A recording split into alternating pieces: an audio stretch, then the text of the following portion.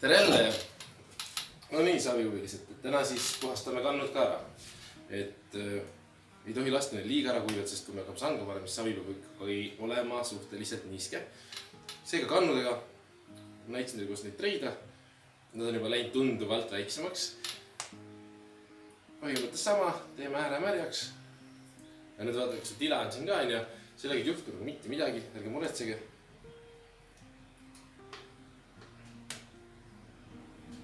Samamoodi paneme selle ülemise ääre nagu tsentrisse, mitte alumist ei vaata.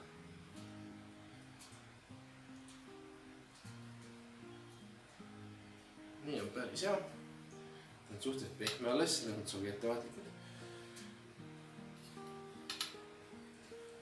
Seda tuleb natuke hoolikamalt see kinni panna, sest tal ei saa vaakumit tekkida, sest tila on ju lahti, eks peale. Et siis ettevaatlikult. Ja hakkame puhastama samamoodi. Kõigepealt teeme siis siit külje pealt. Need muidugi ei ole reeglid, et ei pea kohe külje pealt kõigepealt pead siledaks teha, selles mõttes ei ole vahet. Täpselt nii, kuidas te ennast mugavalt tunnete. Paari jääb mölki sees meil.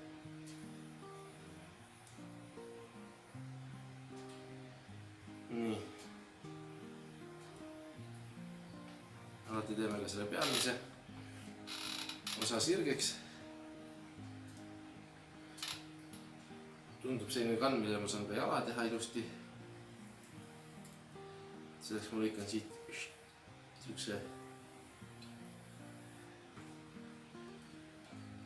suured selle jala vormi sisse ära juba.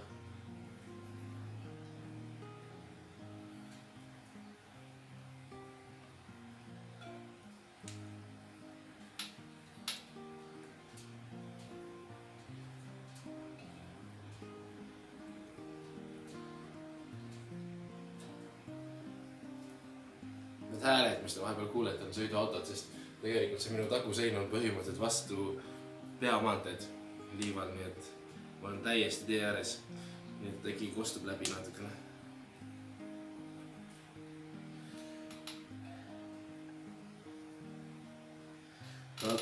Talvel on muus nii vaikne, et vahel kui autod mööda lähevad, siis on isegi hea tunne, et siis ei ole seda tunne, et kuidagi üksi oleksin.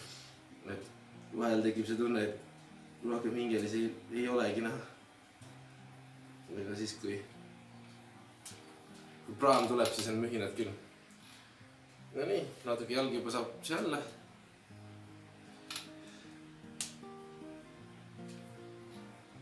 Mina nende tõstmisjälgede pärast taga ei muretse.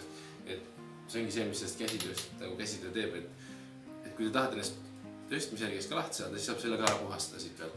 Siis võtate selle sama puhastussilmuse ja lõikate lihtsalt siit pealt siledas ilusti selle. Aga mulle isegi meeldivad need, et ma ei jää taga seda nagu täiesti puhast seina, sellepärast, et siis kuidagi see iseloom jääb nagu, see on nagu lahe. Samamoodi teen seest tühjaks.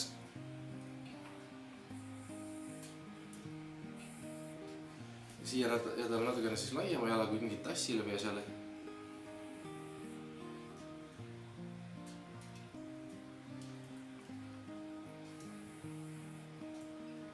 Kõrgemaks asjad lähevad, seda rohkem stabiilsemad käed peavad olemast.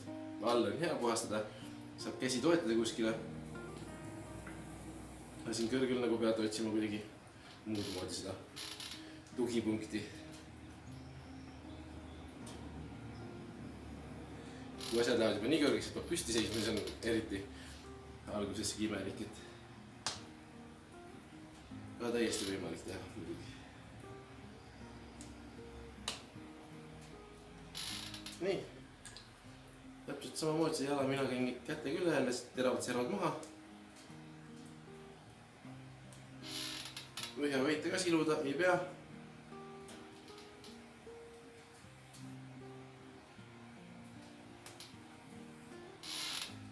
Nii, laias laastus ongi valmis, nii natuke siit.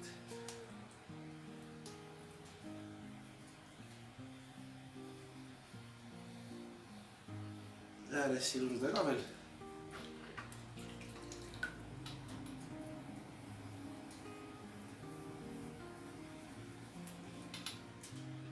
Nii, tšadam! Nii ta ongi. Ilus kann, käsi kuivaks.